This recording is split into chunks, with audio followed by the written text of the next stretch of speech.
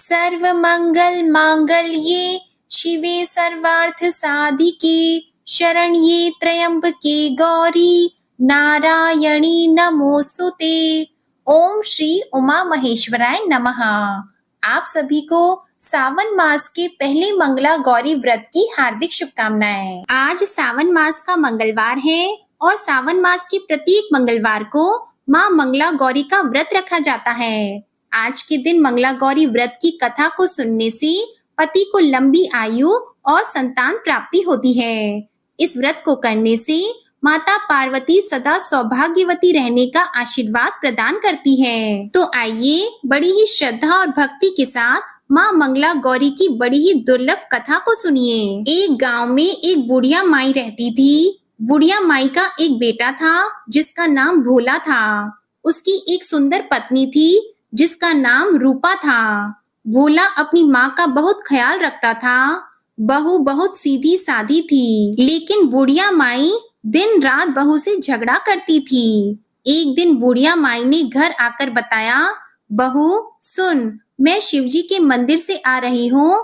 वहाँ सब बातें कर रहे थे कि यदि सावन मास के सोमवार का व्रत करके अगले दिन मंगलवार को मंगला गौरी व्रत किया जाए तो भोले बाबा और माता पार्वती की कृपा से तुझे बेटा हो सकता है।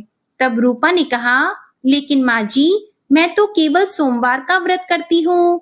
ठीक है, अब आप कह रही हैं तो इस बार मैं दोनों व्रत करूंगी। बुढ़िया माई केवल उसे परेशान और भूखा रखने के लिए यह सब कह रही थी। उसने आगे कहा, अरे ऐसे व्रत नहीं करना है। दोनों दिन कुएं से 7 घड़े पानी लाकर शिवलिंग पर चढ़ाना है। रूपा यह सुनकर परेशान हो गई और उसने कहा, माँ जी, मैंने तो यह सब करते किसी को नहीं देखा है। यह सुनकर बुढ़िया माई को क्रोध आ गया। उसने कहा, मैं क्या झूठ बोल रही हूँ? यह केवल संतान प्राप्ति का उपाय है जो तुझे करना ही पड़ेगा। यह सुनकर रूपा चुप हो जाती है। कुछ दिन बाद सावन का महीना शुरू होता है। रूपा ने पहले सोमवार को सुबह पूजा पाठ शुरू कर दिया और 7 घड़े पानी कुएं से भरकर शिवजी पर चढ़ा दिया। कुआं मंदिर से काफी दूर था, इसलिए उसे काफी समय लग गया। यह सब करने में शाम हो गई। जब रूपा वापस आई तो देखा भोला बहुत गुस्से में घर के बाहर बैठा है। रूपा के पूछने पर उसने गुस्से में कहा, कहाँ चली गई थी? इतनी देर लगती है जल चढ़ाने में। घर में मेरी माँ भूखी बैठी है और तू घूम घूम कर पूरा गांव देख रही है। यह कहकर भोला ने उसे मारा। रूपा मार खाकर बिना कुछ खाए सो गई। अगले दिन उसकी सास ने कहा, बहू, आज फिर से तुझे जल चढ़ाना है। यह सुनकर रूपा ने कहा, माँ जी, कल से मैंने कुछ नहीं खाया है और इनकी मार से मेरा पूरा शरीर दुख रहा है। आज मैं कलश कैसे उठा पाऊंगी? यह सुनकर बुढ़िया ने कहा कि कुछ भी कर, लेकिन यह तो तुझे करना ही पड़ेगा। रूपा पूजा करने के लिए मंदिर में चली गई और पूजा करने के बाद वह कुएं पर आई। बड़ी मुश्किल से उसने पहला कलश भरा और चल दी, लेकिन कुछ दूर चलने पर वह गिर पड़ी और उसका मटका भी टूट गया। रूपा एक पेड़ के नीचे बैठकर रोने लगी। तभी वहां एक साध्वी आई और उसने कहा, बेटी क्यों रो रही हो? तो रूपा ने रोते हुए सारी बात बता दी। उसकी बात को सुनकर साध्वी ने कहा, बेटी तो एक काम कर, 1 लोटा जल ले और उसमें से 7 बार थोड़ा थोड़ा जल शिवजी पर चढ़ा देना और घर जाकर अपनी सास से कहना, मैंने जल चढ़ा दिया। रूपा ने कहा, लेकिन यह तो झूठ होगा और मेरा मटका भी टूट गया है। तब साध्वी ने कहा, यह ले लोटा, इसमें जल भरकर चढ़ा दे और इसे घर ले जाना, लेकिन छिपाकर रख देना। रूपा ने बिल्कुल ऐसा ही किया। दोपहर को वह घर पहुंच गई। बुढ़िया माई के पूछने पर उसने वही बता दिया जो उस साध्वी ने बताया था। शाम को माँ मंगला गौरी की पूजा कर उपवास पूरा किया। इसी तरह 2 मंगला गौरी व्रत पूरे हो गए। लेकिन जब तीसरे व्रत की बारी आई तो बुढ़िया माई चुपचाप रूपा के पीछे गई। उसने सब कुछ देख लिया। बुढ़िया माई ने घर आकर अपने बेटे को सब बता दिया। भोला ने फिर रूपा को मारने के लिए जैसे ही हाथ उठाया तब माता पार्वती प्रकट हो गई और उन्होंने कहा, रुक जा भोला, यह सुनकर भोला रुक गया। बुढ़िया माई माँ पार्वती के पैरों में गिर गई। भोला भी माँ से माफी मांगने लगा।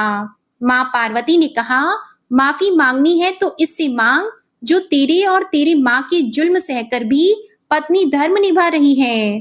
भोला ने रूपा से माफी मांगी। बुढ़िया माई ने कहा, बेटी मुझे माफ कर दे, तुझे परेशान करने के चक्कर में मैंने यह सब कहा था। रूपा ने कहा, इस संसार से मेरा मन भर गया है, आप मुझे अपने साथ ले चलिए। तब पार्वती माता ने कहा, ठीक है, आज से तू मेरी कृपा से जंगल में एक आश्रम बनाकर भक्ति करेगी, लेकिन इन दोनों को सजा मिलेगी। रूपा ने कहा, माँ इन दोनों को माफ कर दीजिए। यह सुनकर माँ पार्वती ने कहा, आज तुम्हारी बहू के कारण तुम्हें जीवन दान मिला है। जाओ इस लोटे को रख लो, तुम्हारे परिवार में कभी भी अन्न धन की कमी नहीं होगी। लेकिन मैं अपनी बेटी को साथ ले जा रही हूँ। माँ की कृपा से रूपा ने एक आश्रम बनाया जिसमें बहुत सी स्त्रियां जो घर में दुखी थी वे आकर भगवान की भक्ति करने लगी। बोलिए माँ मंगला गौरी की जय। बोलिए शंकर पार्वती भगवान की जय। अब सुनिए माँ मंगला गौरी की दूसरी पौराणिक कथा। एक समय की बात है, एक शहर में धर्मपाल नाम का एक व्यापारी रहा करता था। उसकी पत्नी बहुत सुंदर थी और उसके पास बहुत सारी धन संपत्ति थी, लेकिन उनके कोई संतान न होने के कारण वे दोनों पति पत्नी बहुत दुखी रहा करते थे। बहुत पूजा पाठ करने के बाद आखिरकार उनके घर में एक पुत्र का जन्म हुआ, लेकिन उस पुत्र के जन्म के साथ ज्योतिषियों ने कहा कि वह अल्प आयु है और 16 वर्ष का होते ही सांप के काटने से उसकी मृत्यु हो जाएगी। ज्योतिषियों की यह बात सुनकर पति पत्नी बहुत दुखी हो गए, लेकिन उन्होंने इसे अपने पुत्र का भाग्य मान लिया। उन्होंने 16 वर्ष की आयु से पहले ही अपने बेटे का विवाह एक सुकन्या से कर दिया। उस कन्या की माता माँ मंगला गौरी का व्रत रखा करती थी और उसने अपनी पुत्री को भी विवाह के बाद सुखी जीवन के लिए माँ मंगला गौरी का व्रत रखने की सलाह दी थी। विवाह के बाद कन्या ने ससुराल आकर विधि विधान से माँ मंगला गौरी का व्रत किया और माँ गौरी की पूजा की, जिसके परिणाम स्वरूप उसे अखंड सौभाग्यवती होने का आशीर्वाद प्राप्त हुआ और उस सेठ धर्मपाल के पुत्र की आयु भी बढ़ गई। उसे दीर्घ आयु होने का आशीर्वाद भी मिल गया। इस कारण से मंगला गौरी व्रत की मान्यता और अधिक बढ़ गई। माना जाता है कि तभी से मंगला गौरी का व्रत रखा जाने लगा। इस व्रत के पुण्य प्रभाव से अखंड सौभाग्य की प्राप्ति होती है। संतानहीनों को संतान सुख प्राप्त होता है। प्रेम से बोलिए माँ मंगला गौरी की जय। ओम नमः शिवाय। अब सुनिए माता पार्वती और भगवान शिव की विवाह की कथा। एक बार माता सती के पिताजी ने भगवान शिव का घोर अपमान किया। इससे दुखी होकर माता सती हवन कुंड में कूदकर अपनी जान दे दी और उसमें भस्म हो गई। माता सती ने मरते समय शिवजी से यह वर मांगा कि हर जन्म में आप ही मेरे पति हो। इसी कारण उन्होंने हिमालय के राजा के घर जाकर पार्वती के रूप में जन्म लिया। जब से माता पार्वती राजा हिमाचल के घर में जन्म लेती हैं, तब से उनके घर में सुख और संपत्ति छा जाती है। पार्वती जी के जन्म लेने से पर्वत शोभायमान हो गया। जब नारद जी ने यह समाचार सुना, वे हिमालय राज के पास पहुँचे। वहां पहुंचकर वे हिमालय से मिले और हंसकर बोले कि हे राजन, तुम्हारी कन्या गुणों की खान है। यह स्वभाव से सुंदर, सुशील और शांत है। यह कन्या सुलक्षणों से संपन्न है। ये अपने पति की प्यारी होगी। आपका दामाद मानहीन, माता पिता विहीन, उदासीन, लापरवाह, उसका पति योगी, जटाधारी और सर्पों को गले में धारण करने वाला होगा। यह बात सुनकर पार्वती के माता पिता चिंतित हो गए। उन्होंने देवर्षि से उनका उपाय पूछा। तब नारद जी बोले, अगर शिवजी के साथ आपकी कन्या देवी पार्वती का विवाह हो जाए तो ये सारे दोष गुण के समान हो जाएंगे। अगर आपकी कन्या तप करे तो शिवजी ही उसकी किस्मत बदल सकते हैं। तब यह सुनकर पार्वती जी की माँ विचलित हो गईं। उन्होंने पार्वती जी के पिता से कहा, आप अनुकूल घर में ही अपनी पुत्री का विवाह करिएगा, क्योंकि पार्वती मुझे प्राणों से भी अधिक प्रिय है। पार्वती को देखकर माता मैना का गला भर गया। पार्वती ने अपनी माता से कहा, माँ, मुझे एक ब्राह्मण ने सपने में कहा है कि जो नारद जी ने कहा है उसे सत्य मानकर तप करो, यह तप तेरे लिए दुखों का नाश करने वाला होगा। यह सुनकर माता पिता को बड़ी खुशी हुई। उसके बाद माता पिता को बड़ी खुशी से समझाकर माता पार्वती तप करने के लिए चली गई और नारद जी भी उन्हें तप करने के लिए आज्ञा दे दिए। पार्वती जी ने शिव जी को पति के रूप में पाने के लिए घोर तपस्या आरंभ कर दी, लेकिन शिव जी को सांसारिक बंधनों में कदापि रुचि नहीं थी। इसलिए पार्वती जी ने अत्यंत कठोर तपस्या की ताकि शिव जी प्रसन्न होकर उनसे विवाह कर ले। शिव जी माता पार्वती की तपस्या को देख और समझ रहे थे। उन्होंने माता पार्वती की परीक्षा लेने के लिए सप्त ऋषियों को भेजा। सप्त ऋषियों ने माता पार्वती से जाकर पूछा, हे कन्या, तुम किसके लिए इतना कठिन तप कर रही हो? तब माता पार्वती ने सकुचाते हुए कहा कि आप लोग मेरी मूर्खता को सुनकर हंस देंगे। मैं शिव जी को अपना पति बनाना चाहती हूँ। पार्वती जी की बात सुनकर सभी सप्त ऋषि हंसने लगे और बोले कि हे परम सुंदरी कन्या, तुमने उस नारद का उपदेश सुनकर शिव को अपना पति माना है, जो सब कुछ चौपट कर देता है। उस नारद की बातों पर विश्वास करके तुम ऐसा पति चाहती हो जो स्वभाव से गुणहीन, उदासीन, निर्लज, बुरे भेष वाला, बिना घर वाला, नंगा और शरीर पर नागों को धारण करने वाला है। ऐसे वर के मिलने से कहो तुम्हें क्या सुख मिलेगा? हे कन्या, हमारी तो यही राय है कि तुम अभी के अभी यह तप छोड़कर अपने राजमहल को जाओ और अपने पिता से कहकर एक सुयोग्य राजकुमार से विवाह करो और सुख पूर्वक जीवन व्यतीत करो। हमारा कहना मानो, हमने तुम्हारे लिए बहुत अच्छा वर चुना है। हमने तुम्हारे लिए वह वर चुना है जो लक्ष्मी के स्वामी और वैकुंठपुरी का रहने वाला है। तब पार्वती जी उनकी बात सुनकर बोली, हे ऋषिवर, मेरा हट पर्वत के समान मजबूत है। मैं अपना यह जन्म शिव के लिए हर चुकी हूँ। मेरी तो करोड़ जन्मों तक यही जिद रहेगी। पार्वती की यह बात सुनकर सप्त ऋषि बोले, आप माया हैं और शिव भगवान हैं। आप दोनों समस्त जग के माता पिता हैं। हमने भगवान शिव के कहने पर आपकी परीक्षा ली है। हे देवी, हमें क्षमा करना।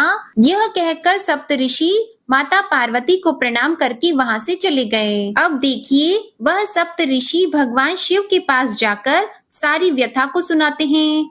तब भगवान शिव ने निर्णय लिया कि मैं स्वयं जाकर पार्वती की एक बार परीक्षा अवश्य लूंगा।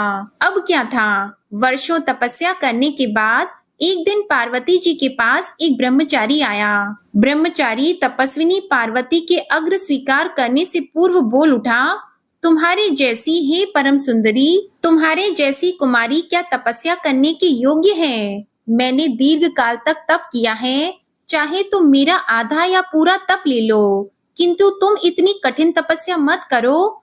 किंतु पार्वती जी ने ऐसा अपेक्षा का भाव दिखाया कि ब्रह्मचारी 2 क्षण के लिए रुक गया। फिर बोला, योग्य वर में 3 गुण होते हैं, सौंदर्य, कुलीनता और संपत्ति। इन तीनों में से शिव के पास एक भी नहीं है। नीलकंठ, त्रिलोचन, जटाधारी, विभूति पोते, सांप लपेटे, शिव में तुम्हें कहाँ सौंदर्य दिखता है? उनके संपत्ति का तो कहना ही क्या, नग्न रहते हैं, चमड़ा लपेटे रहते हैं। कोई नहीं जानता कि उनकी उत्पत्ति कैसे हुई है, उनके माता पिता कौन हैं। अब देखिए, ब्रह्मचारी पता नहीं क्या क्या कहता रहा, किंतु अपने आराध्य की निंदा माता पार्वती जी को अच्छी नहीं लगी, इसलिए वे अन्यत्र जाने को उठ खड़ी हुई। तब शिव जी उनकी निष्ठा देखकर ब्रह्मचारी रूप त्याग कर प्रसन्न होकर उन्हें विवाह करने का वरदान देते हैं। माता पार्वती अपने तप को पूर्ण होते देखकर घर को लौट आई और अपने माता पिता से सारा वृतांत कह सुनाया। अपनी दुलारी बेटी की कठोर तपस्या को फलीभूत होता देखकर माता पिता के आनंद का ठिकाना ही नहीं रहा। उधर शंकर जी ने सप्त ऋषियों को विवाह का प्रस्ताव लेकर हिमवान के पास भेजा और इस प्रकार विवाह की शुभ तिथि निश्चित हो गई। सप्त ऋषियों द्वारा विवाह की तिथि निश्चित कर दिए जाने के बाद भगवान शंकर जी द्वारा सारे देवताओं को विवाह में सम्मिलित होने के लिए आदर पूर्वक निमंत्रण दिया और अपने गणों को बारात की तैयारी करने का आदेश दे दिया। वीरभद्र आदि गणों के अध्यक्ष अपने अपने गणों को साथ लेकर चल पड़े। सभी ने रुद्राक्ष के आभूषण पहन रखे थे। सभी के शरीर पर उत्तम भस्म पुती हुई थी। इन गणों के साथ शंकर जी के भूतों पेतों पिशाचों की सेना भी आकर सम्मिलित हो गई। इसमें डाकिनी, शाकिनी, बेताल, ब्रह्म राक्षस आदि भी शामिल हुए। इन सभी के रूप, रंग, आकार, प्रकार, वेशभूषा, हाव भाव आदि सभी कुछ अत्यंत विचित्र थे। किसी के तो मुख ही नहीं थे और किसी के बहुत से मुख थे। कोई बिना हाथ पैर के था तो कोई बहुत से हाथ पैरों वाला था। उन सब ने अपने अंगों पर ताजा खून लगा रखा था। कोई अत्यंत पवित्र और कोई अत्यंत अपवित्र। उनकी आभूषण बड़े ही डरावने थे। उन्होंने हाथ में नर कपाल ले रखा था। वे सब के सब अपनी तरंग में मस्त होकर नाचते, गाते और मौज उड़ाते महादेव शंकर जी के चारों ओर एकत्रित हो गए। चंडी देवी बड़ी प्रसन्नता के साथ उत्सव मनाती हुई भगवान रुद्र देव की बहन बनकर वहां आ पहुंची। उन्होंने सांपों के आभूषण पहन रखे थे। वे प्रेत पर बैठकर अपने मस्तक पर सोने का कलश धारण किए हुई थी। धीरे धीरे वहां सारे देवता भी एकत्रित हो गए। उस देव मंडली के बीच में भगवान विष्णु गरुड़ पर विराजमान थे। पितामह ब्रह्मा जी भी उनके पास में मूर्तिमान तथा परिजनों के साथ उपस्थित थे। देवराज इंद्र भी कई आभूषण पहनकर अपने ऐरावत गज पर बैठकर वहां पहुंचे थे। सभी प्रमुख ऋषि भी वहां आ गए। श्रेष्ठ गंधर्व, किन्नर भी शिवजी की बारात की शोभा बढ़ाने के लिए वहां पहुंच गए थे। उनके साथ ही सभी जगमाताएं, देव कन्याएं, देवियां तथा पवित्र देवांगनाएं भी वहां आ गई थी। इन सभी के यहाँ मिलने के बाद भगवान शंकर जी वृषभ पर सवार दूल्हे के भेष में शिव जी की शोभा यात्रा निकली। इस दिव्य और विचित्र बारात के प्रस्थान के समय डमरू की डमडम, शंखों के गंभीर नाद, ऋषि मुनियों के मंत्रोच्चारण, किन्नर गंधर्वों के सरस गान और देवांगनाओं के मनमोहक नृत्य और मंगल गीतों की गूंज से तीनों लोग परिव्याप्त हो उठे। उधर हिमालय ने विवाह के लिए बड़ी धूमधाम से तैयारी की थी। शुभ लग्न में शिवजी की बारात हिमालय के द्वार पर पहुंची। पहले तो शिवजी का विकट रूप तथा भूत प्रेतों की सेना को देखकर मैना रानी बहुत डर गई और वह मूर्छित हो गई। जब होश में आई तो उन्होंने अपनी कन्या पार्वती का विवाह महादेव के साथ करने में आनाकानी करने लगी। अब माता पार्वती अपनी माँ मैना रानी को समझाने बुझाने लगी, लेकिन माँ मैना रानी बिल्कुल भी तैयार नहीं हुई। उनका हठ था कि वे उस अघोरी, उस भस्मधारी, उस नग्न रहने वाले जटाधारी से विवाह अपनी पुत्री का नहीं करेगी। अब क्या था, माता पार्वती ने भगवान शिव से हाथ जोड़कर प्रार्थना की और कहा, हे मेरे स्वामी, हे मेरे नाथ, आप तो अति सुंदर हैं। आप अपने इस सुंदर और मनमोहक रूप का दर्शन मेरी माता को कराइए, जिससे कि हमारा विवाह संपन्न हो सके। हे देव, मेरी आपसे विनती है। अब देखिए, माता पार्वती की इतनी विनती करने पर भला भगवान शिव क्यों नहीं प्रसन्न होते। उन्होंने उसी क्षण अपना भेष बदला। जब मैना रानी ने अपने सामने करोड़ों कामदेवों को लज्जित करने वाला 16 वर्ष की अवस्था परम लावण्य रूप देखा तो वे अपनी सुध बुध भूल गई और शंकर जी पर अपनी कन्या के साथ ही अपनी आत्मा को भी न्यौछावर कर दिया।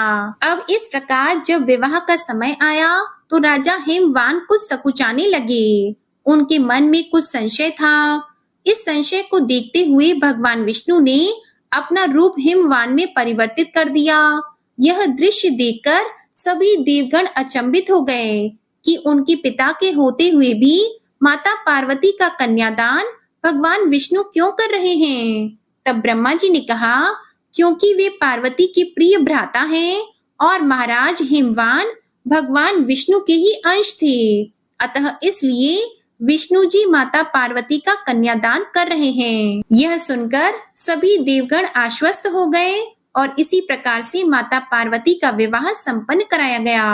अंततः वह शुभ घड़ी आ गई जिसकी प्रतीक्षा सभी को थी और वह शुभ मंगल बेला साक्षी बना महादेव एवं माता पार्वती के दिव्य अखंड विवाह का।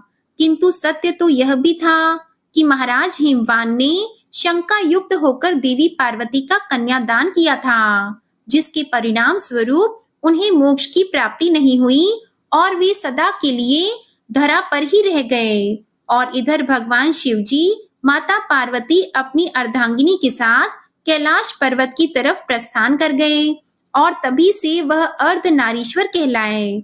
उन्होंने अपना आधा शरीर माता पार्वती में समाहित कर दिया और उन्हें वचन दिया कि हे देवी, मैं जन्मों जन्मों तक, युगों युगों तक अब आपको अपने से कभी भी दूर नहीं होने दूंगा। प्रेम से बोलिए पार्वती पतिये हर हर महादेव, ओम नमः शिवाय। प्रिय भक्त जनों, आपको आज की कथा पसंद आई हो तो वीडियो को लाइक करिएगा, शेयर करिएगा, कमेंट में भगवान भोलेनाथ और माता पार्वती माँ मंगला गौरी की जय लिखिएगा और चैनल को जरूर सब्सक्राइब करिएगा।